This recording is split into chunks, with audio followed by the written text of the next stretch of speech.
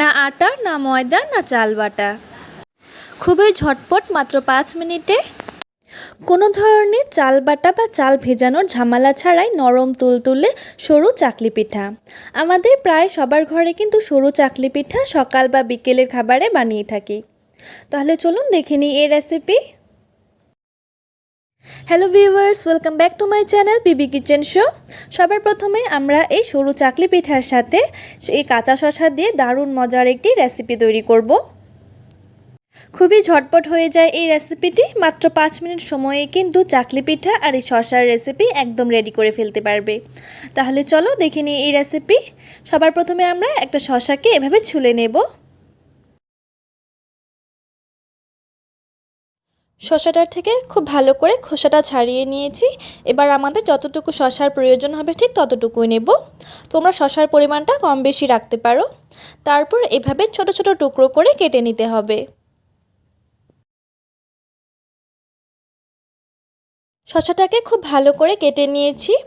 এবার আমরা নিয়ে নেব 2 থেকে 3 টেবিল চামচ মতো টক দই।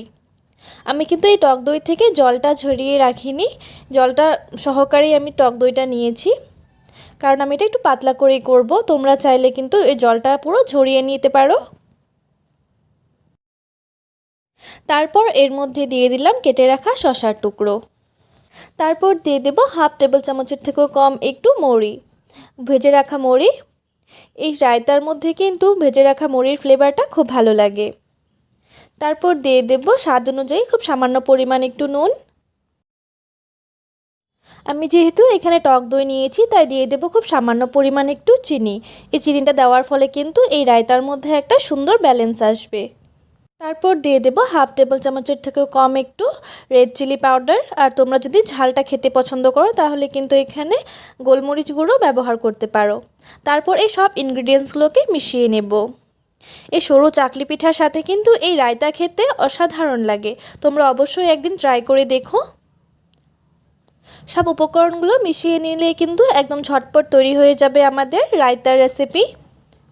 তারপর আমরা সরু চাকলি পিঠা তৈরি করার জন্য নিয়ে নিয়েছি এখানে হাফ কাপ মতো সুজি।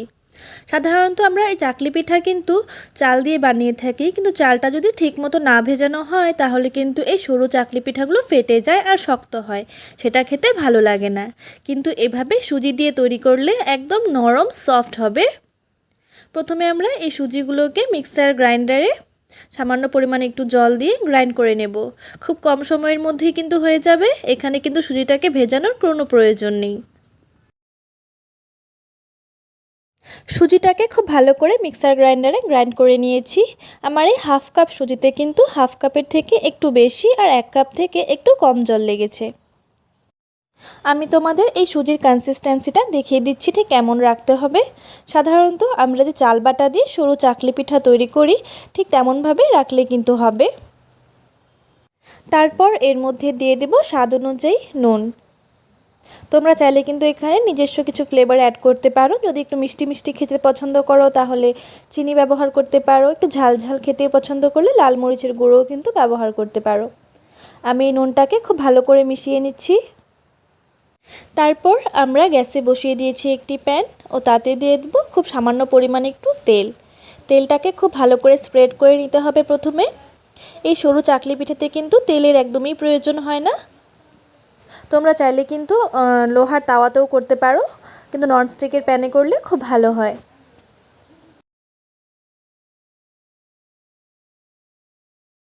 তেলটাকে খুব ভালো করে ব্রাশ করে নিয়েছি। এবার এর মধ্যে দিয়ে দেবো খুব সামান্য পরিমাণে একটু জলের ছিটে। এই জলের ছিটেটা দিলে কিন্তু এই সুজির চাকলি পিঠাটা এই কড়াইয়ের সাথে লেগে ধরবে না।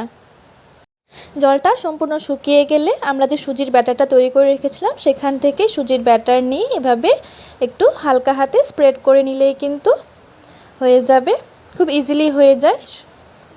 তারপর এই উপরের কালারটা চেঞ্জ না হওয়া পর্যন্ত একটু ওয়েট করতে হবে। এটা কিন্তু খুব তাড়াতাড়ি চেঞ্জ হয়ে যায়, 1 মিনিটের থেকেও কিন্তু কম সময় লাগে। উপরের দিকটা কিন্তু একদম পুরোপুরি শুকিয়ে গেছে। এভাবে পুরোপুরি শুকিয়ে গেলে কিন্তু সরু চাকলি পিঠা একদম রেডি হয়ে যাবে। তোমরা দেখতেই পারলে ঠিক কতটা সহজ।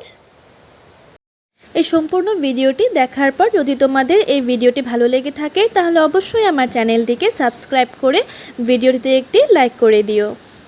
আমার এই হাফ কাপ সুজি দিয়ে কিন্তু প্রায় 7 থেকে 8টা চাকলি পিঠা তৈরি হয়েছে।